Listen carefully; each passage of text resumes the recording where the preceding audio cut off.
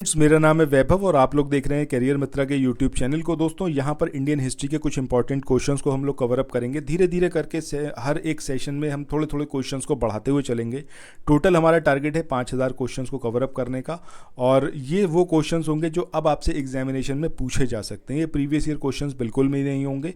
अच्छा, एक चीज़ यहाँ पर ज़रूर बताऊँ मैं आपको कि चैनल को सब्सक्राइब करना मत भूलिएगा। डेली बेस पर आपको ये वीडियोस मिलेंगे और यहाँ पर जो भी मैं आपसे क्वेश्चंस पूछूंगा, इन क्वेश्चंस को आप लोग खुद से लगाने की कोशिश ज़रूर करिएगा और बताइएगा कमेंट सेक्शन में उसका आंसर क्या होगा। ठीक है, सो आइए शुरू करते हैं आज के अपने सेशन को। पहला यहाँ पर क्वेश्चन दे रखा है कि वर्ष 1741 में हुई कोलाचेल की लड़ाई या फिर बैटल ऑफ कोलाचेल, ये त्रावणकोर साम्राज्य और निम्न में से किसके बीच लड़ी गई। अब ये डेनिश के साथ लड़ी थी त्रावणकोर साम्राज्य ने, ब्रिटिश के साथ, डचों के साथ या फिर पुर्तगालियों के साथ। सो आंसर क्या आएगा? डचों के साथ ये लड़ी गई थी बैटल ऑफ कोलाचेल। त्रावणकोर साम्राज्य और जो डच थे उनके बीच में ये लड़ाई हुई थी 1741 में। ये ईयर भी आपको एज इट इज़ याद रखना है।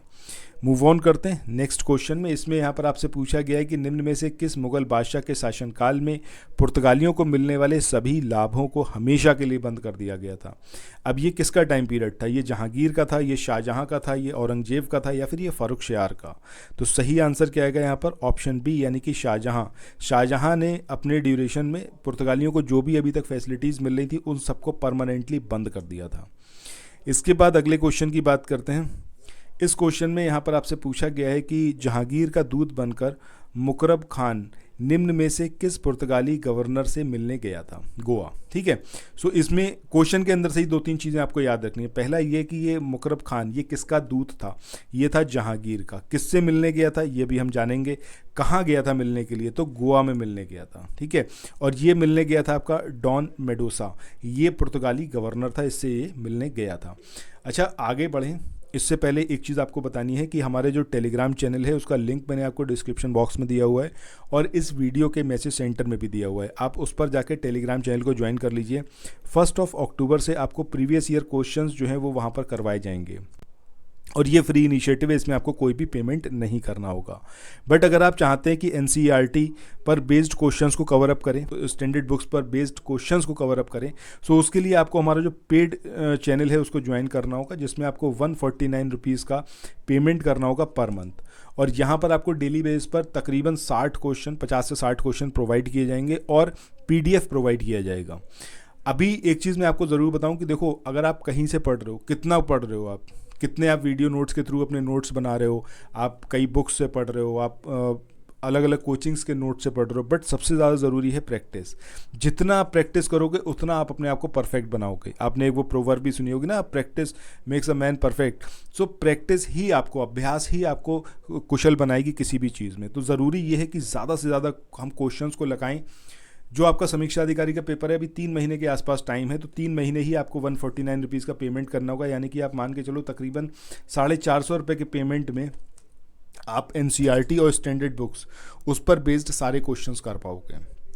सो अगर आप ज्वाइन करना चाहो तो आप पहले जो हमारा फ्री इनिशिएटिव है उसको आप ज्वाइन कर लो। वहाँ पर आप मुझसे पूछ सकते हो कि पेमेंट कैसे करना है। ठीक है, चलो फिर आगे मूव ऑन करते हैं नेक्स्ट क्वेश्चन पे। शहर आगरा है, दिल्ली है, लाहौर है या फिर सूरत? तो सही आंसर क्या आएगा हमारा? ऑप्शन सी यानी कि सूरत। सूरत में जहांगीर ने जेसुइटों को इस बात का परमिशन दी थी कि आप एक चर्च को कॉलेजियम या फिर पादरी आवास के साथ बनाए रख सकते हैं। ठीक है, इसके बाद चलते हैं अगले क्वेश्चन की ओर। सो इस क्वेश्चन में यहाँ पर आपसे पूछा गया है कि विलियम हॉकिंग्स, इसके संबंध में निम्न में से कौन सा स्टेटमेंट सही नहीं है? जो स्टेटमेंट सही नहीं है वो आपको बताना है। अब पहला है कि उसे तुर्की भाषा का ज्ञान था, ये स्टेटमेंट एकदम सही है। दूसरा है कि जहांगीर ने उसे 400 मनसबों का मनसबदार नियुक्त किया था, ये स्टेटमेंट भी सही है। इसके बाद हॉकिंग्स ने अर्मेनियन ईसाई मुबारक शाह की बेटी से विवाह किया, ये बात भी सही है। और वह जहांगीर से वर्ष 1608 में आगरा में मिला था, दिस इज़ ऑल्सो करेक्ट। तो यहाँ पर कोई भी स्टेटमेंट ऐसा नहीं है जो विलियम हॉकिंग्स से संबंधित है और वो इनकरेक्ट है। ये सारे के सारे स्टेटमेंट कैसे हैं? आपके करेक्ट हैं। ठीक है, सो आंसर हमारा क्या होगा? इनमें से कोई नहीं। इसके बाद अगले क्वेश्चन की बात करें, इसमें पूछा गया है कि निम्नलिखित में से किसने बाल विवाहेर दोष नामक पुस्तक लिखी। अब ये राजा राम मोहन राय हैं, ये पंडिता रमाबाई हैं, ये ईश्वर चंद्र विद्यासागर हैं, या फिर ये रविंद्रनाथ टैगोर हैं।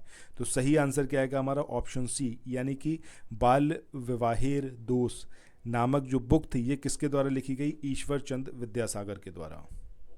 इसके बाद अगले क्वेश्चन की बात करें, इसमें पूछा गया है कि निम्नलिखित में से किस वर्ष बंकिम चंद्र चटर्जी द्वारा लिखित उपन्यास देवी चौधरानी ये प्रकाशित हुआ। ये 1881 में, 82 में, 83 में या फिर 84 में। तो सही आंसर क्या आएगा हमारा ऑप्शन डी, यानी कि 1884 में देवी चौधरानी ये जो उपन्यास था जिसके रचयिता कौन थे, बंकिम चंद्र चटर्जी, ये प्रकाशित हुआ था।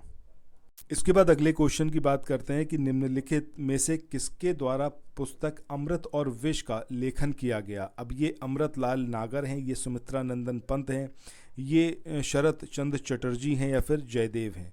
तो सही आंसर क्या आएगा हमारा ऑप्शन ए, यानी कि अमृत लाल नागर, इन्होंने ये बुक लिखी थी अमृत और विष। इसके बाद मूव ऑन करते हैं नेक्स्ट क्वेश्चन पे।